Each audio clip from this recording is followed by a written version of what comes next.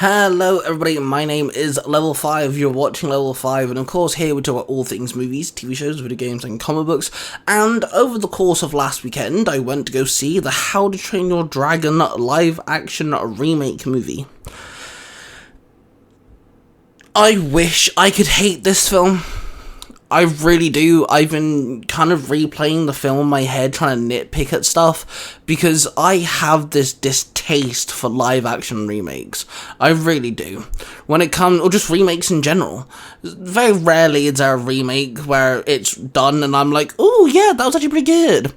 There's only one thing I can think about, one movie I can think about that was adapted from something else, and I'm like, that was cool. I like what you did there. When it comes to live-action adaptations, I'd rather live-action extensions.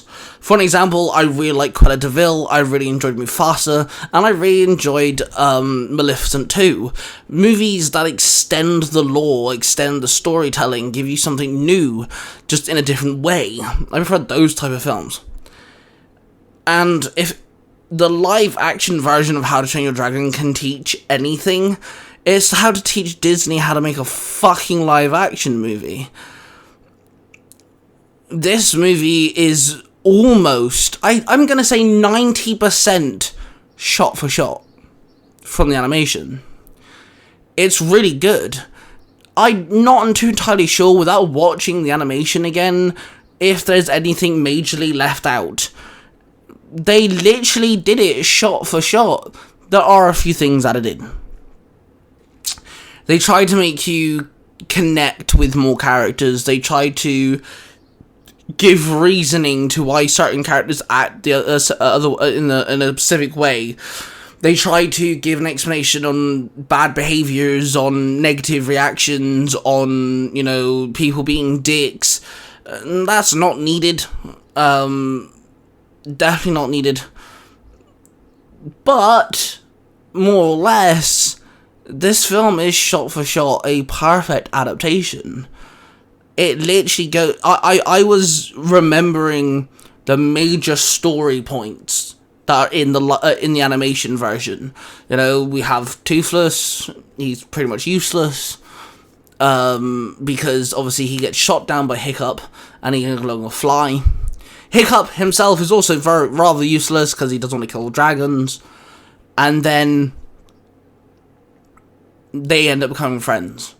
And whilst learning about the Night Fury, Hiccup uses his teachings and the dragon slaying, training camp, school, whatever it's called. And then, when his father returns, he obviously finds out about the Night Fury because Hiccup's now the top dog in his class and has to kill a dragon, and Toothless ends up coming to save the day.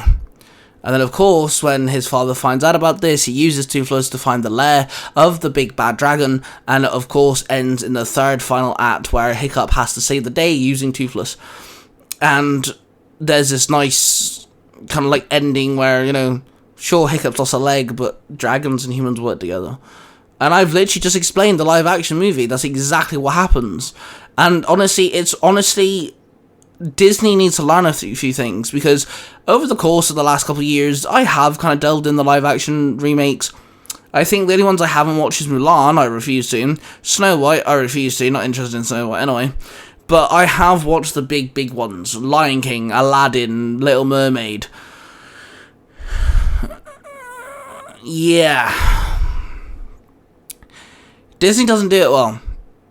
And then you have also things like book to live action movie and video game to live action movie and etc. etc. When it comes to an animation movie and then the same company adapts it, you want it to be good. Disney's done it and they have failed. There isn't a live action adaptation that I've really enjoyed. There's a few that I find okay, but they always add things or they change things. I'm like, why? You're adapting a movie, not making a new story. If they want to change things that much, just make a new movie. But the How to Train Your Dragon one is really good. and I want to hate it. I want to hate it because it's a live-action adaptation. I went with my son, which was really cool. He's really into the How to Train Your Dragon movies. We also went with, obviously, my fiance and Logan's mother. It was the four of us. More than anything, just to give my son just something fun to do. You know, he wanted to have all of us there, and it's nice to actually, knowing that me and his mum aren't together, he can still have good moments with both his parents there, and he does really love his stepmother. So, it was a nice day out, and the only one who hadn't seen any How to Train Your Dragon stuff is Neo, but she doesn't like origin movies, so she wasn't really, like, excited about it or anything. She was like, yeah, okay. But I think I'm going to watch the second and third movie with her, the animation ones. I think she'll prefer them because they're not origin movies. She doesn't like origin movies. And when it comes to, you know, Logan, my son, and his mum all agreed that it was really good. And it is almost. There's a few, like I said, there's a few differences, minor differences though. You know, very small. There's no plot changes. There's no major, like, there's certain dialogue that's changed. There are certain characters that are now got more to them. But it's like, you can kind of deal with it because 90% of the movie is literally shot for shot, and it's insane. Honestly, one of the best movie adaptations out there. And it's ridiculously diabolical. And I don't get why it's so good. If DreamWorks comes out in the next couple of years and goes, hey, we're going to get this franchise, make it live action, I'm going to go, yeah, sure, crack on, because you did really fucking good with the, you know, How to Train Your Dragon. And I guarantee now they'll do number 2. And I guarantee now they'll do number 3. I would love a book adaptation, because How to Train Your Dragon is a book.